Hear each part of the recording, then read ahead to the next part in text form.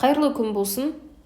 Бүгін біз бұл сабақта сөздердің байланысу түрлеріне назар аударатын боламыз. Яғни сөздердің байланысу түрлерін қалай оңай, түсінікті түрде тауып алуымызға болады.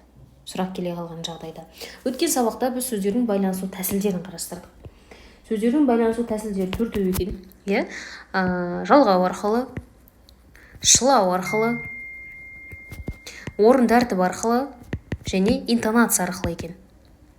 Ал енді бұл сөздердің байланысу тәсілдері. Енді бізге керек сөздердің байланысу түрлері. Сөздердің байланысу тәсілдерінің 4 түрі болды, ал сөздердің байланысу түрлерінің 5 түрі бар екен. Енді кеттік. Бірінші, мұндағы ережелерге тоқталмас бұрын, мен сендерге ең жеңіл түрде бұл сөздердің байланысу түрлерін қалай табуға болады, қалай есе сақтап қалуға болады, соны түсіндірейін. Назар аударыңдар, сөздердің байланысуының 5 түрі бар. Қиысу, қабысу, матасу, меңгеру және жанасу. Енді қиысу қалай жасалады? Қиысу, міне мында назар аударыңдар. Қиысу бастауыш пен баяндауыш арқылы. Сөз тіркесі деген естеріңде ғой, кемінде 2 сөзден тұратын 2 сөз, және ол әрқайсысы кемінде 2 сөзден тұратын тіркес, және олардың әрқайсысы бөлек-бөлек сұраққа жауап бере алуы керек. Есімізде ғой. Енді назар аударыңдар, бұндағы қиысу бастауыш пен баяндауыштың қатынасы арқылы жасалады, және мұнда бастауыш жіктік есімдігінде тұрады әдетте. Мысалы, мен айтамын. Мен айтамын. Кім айтады? Мен айтамын. Түсінікті ғой, бұл мен жіктік есімдігі. Айтамын бұл баяндауыш болып тұр. Немесе етістік деп те алуымызға болады. Себебі әдетте мұнда әрекет болады келесі екінші бөлігінде, басыңқы сыңарында. Келесі екінші байланысу түрі бұл қиысу, қабысу. Қабысудың жасалу жолы бұл сын есім мен зат есімнің қосақтасуы арқылы. Мысалы, алтын сағат. Қандай сағат? Алтын сағат. Қызыл көйлек. Қандай көйлек? Қызыл көйлек. Яғни сын есім мен зат есімнің сұрағына жауап беретін сөздер тіркесіп келіп тұрған болса, онда демек ол қандай байланысу түрі болады екен? Қабысу болады екен. Келесі, матасу. Матасу да ең оңай байланысу түрі. Матасу ешқандай қиындық жоқ, тек қана ілік септігінің сұрағына жауап беретін ұмытпаңдар. Бағын қысыңғары ілік септігінің сұрағына жауап береді. Мысалы, үйдің шатыры. Ненің шатыры? Үйдің шатыры. Міне, мынау ілік септігінің сұрағына жауап бере алып тұр. Демек, ілік септігімен тіркесіп келген сөз тіркесі, ілік септігіне жауап беретін бағын қысыңғары бар тіркес, ол матасу екен, байланысу түрі. Келесі, меңгеру. Меңгеру де өте жеңіл байланысу түрлерінің бірі. Бұны бұлай есе сақтайсыңдар. Матасу ол ілік септігінің сұрағына жауап берсе, меңгеру бұл қалған 5 септіктің сұрағына жауап береді. Негізі 7 септік бар. Атау септіктің сұрағына мына жоғарыда қиысу жауап беріп кетті. Ілік септіктің сұрағына матасу жауап беріп тұр. Ал меңгеру демек қалған 5 септіктің бәріне жауап бере алады. Барыс септік, табыс септік, жатыс септік, шығыс септік, көмектес септік. Бағының қысыңары осы 5 септіктен келіп тұрған тіркестер ол меңгеру екен. Үйге кіру, үйді іздеу, үйде қалдыру, үйден шығу, үймен сөйлесу деген сияқты. Мұнда енді көптік мағынаны білдіріп тұр. Бұл тура мағынасы үймен сөйлесу емес, астарлы мағынасы бар. Үйге кіру, мысалы барыс септігінде тұр. Неге немесе қайда кіру, үйді іздеу, нені іздеу, үйде қалдыру, неде қалдыру, неден, немен деген сияқты сұрақтарға жауап бере алып тұр. Бұл меңгеру екен. Келесі жанасу. Қиындатпаймыз. Жанасу бұл пысықтауыштың сұрағына жауап береді. Бағының қысыңары. Пысықтауыш қандай сұрақтарға жауап береді? Қалай? Қайда? Қашан? Не себепті? Не үшін? Деген сұрақтарға жауап беретін бағын қысыңары бар тіркес, ол жанасу болады екен. Яғни бағын қысыңары деген кезде біз алғашқы сөз тіркесінің алғашқы сөзіне қараймыз. Тез келу. Қалай келу? Тез келу. Міне, қалай деген сұраққа жауап береді пысықтауыш. Бүгін оралды. Қашан оралды? Бүгін оралды. Қашан деген сұраққа жауап бере алады пысықтауыш. Демек, пысықтауыштық қатынаста тұрған сөз тіркесінің байланысу түрі бұл жанасу болады екен. Кеттік, басынан тағы бір қайталаймыз. Қиысу бұл бастауыш пен баяндауыштың қатынасы, және бастауышы жіктік есімдігі болып келеді. Мен, сен, ол, біз деген сияқты қатарда келуі мүмкін. Келесі қабысу. Қабысу сын есім мен зат есімнің қосақтасу арқылы, қатынасы арқылы жасалатын байланысу түрі болды. Мысалы, алтын сағат. Қандай сағат? Алтын сағат. Алтын, мынау сын есім, сағатың зат есім. Келесі матасу. Матасу бұл ілік септігінің сұрағына ғана жауап беретін. Басыңқы сыңары сол ілік септігінің сұрағына жауап беретін сөзден тұруы керек. Байланысу түрі болып, мысалы үйдің шатыры. Келесі меңгеру. Мына атау септігінің сұрағына қису жауап беріп кетсе, ілік септігінің сұрағына матасу жауап беріп кетсе, қалған 5 септіктің сұрағына меңгеру жауап береді екен. Келесі жанасу. Жанасуды түк қиындатпаймыз. Тек бар болғаны пысықтауыштық қатынас екендігін түсіңдер. Пысықтауыштық қатынас дегеніміз қалай, қайда, қашан, не себепті, не үшін деген сұрақтарға жауап бере алатын тіркесті сөз болуы керек. Түсінікті ғой? Енді кеттік мұндағы ережелеріне тоқталып өтейік. Бізге былай депті. Қиысу дейді. Бастауыш пен баяндауыштың, кешіріңдер.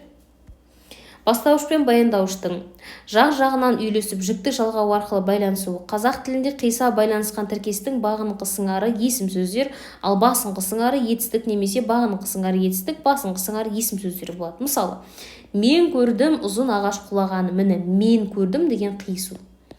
Сіздер оның қателігін кешіріңіздер.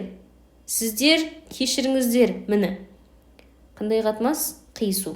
Қандай байланысу түрі? Қиысу болып тұр, бастауыш пен яғни жіктік есімдігімен баяндаушы. Екінші, меңгеру. Меңгеру бағыныңқы сыңары атау мен ілік септігінен өзге септік жалғауларына және шылаудан басыңқы сыңар сол жалғаулы сөзге сәйкес келетін етістік не есім сөзден тұратын тіркес дейді. Түн мөлшерін біле алмады, ал жер шаршысы көңілінде сайрап тұр. Мөлшерін біле алмады, нені біле алмады? Мөлшерін біле алмады, нені деген сұраққа жауап береді. Қандай септік? Табыс септік. Түсінікті ғой, Келесі, көңілінде сайрап тұр. Неде сайрап тұр? Жатыс септігінде тұр сұрақ.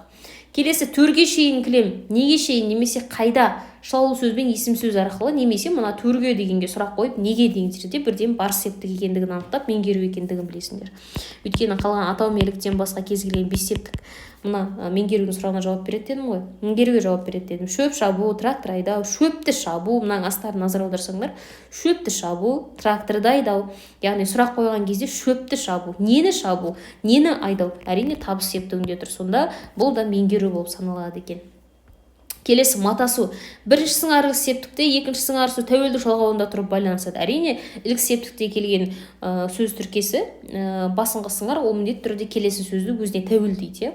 Мысалы, елбасының жолдауы. Кімнің жолдауы? Елбасының жолдауы міне ілік септікте тұр, но тәуелді жалғауында тұрып байланысып тұр. Елбасының жолдауы деп. Ақынның сөзі, үлкеннің ақыл және тағы да басқа. Біздің ауыл, сенің кітабың, менің жолдасының дәптері, оның әпкесінің сөзі, егіс талас, ел байлығы, бәріне ортақ нәрсе ол ілік септігінің сұрағына жауап бере алып тұрғандығы.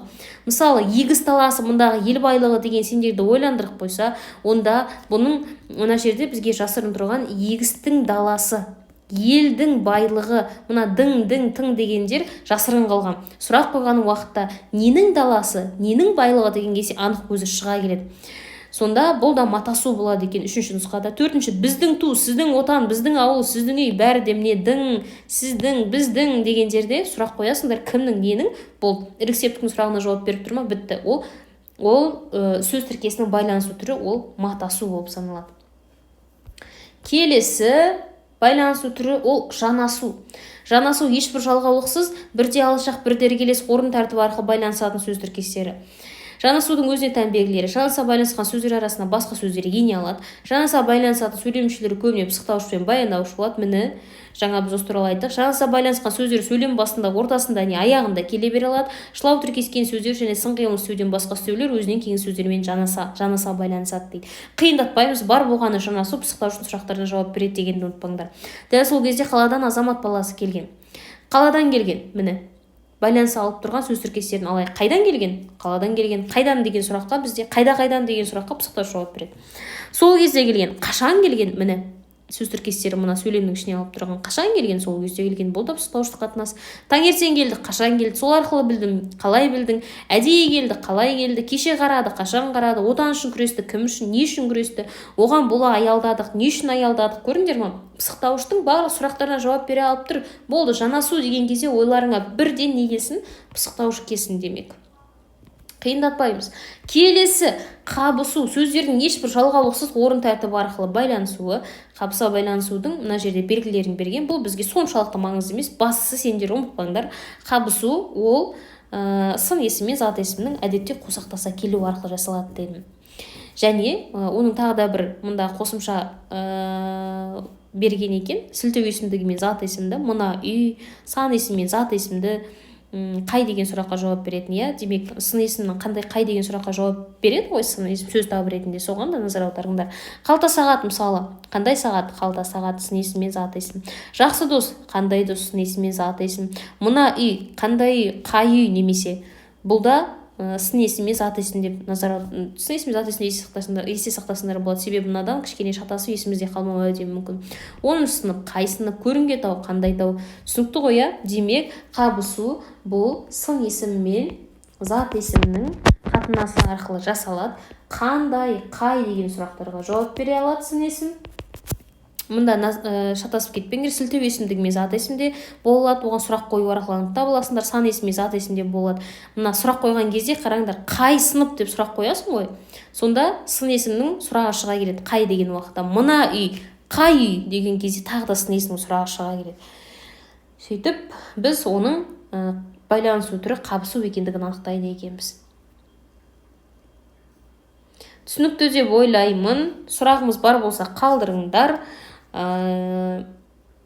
Өздеріңді ойландырып тұрған, әлі де болсын сендерге сауал тастап қалдырған тұстар болса, міндетті түрде маған жазыңдар, не пікірге қалдырыңдар.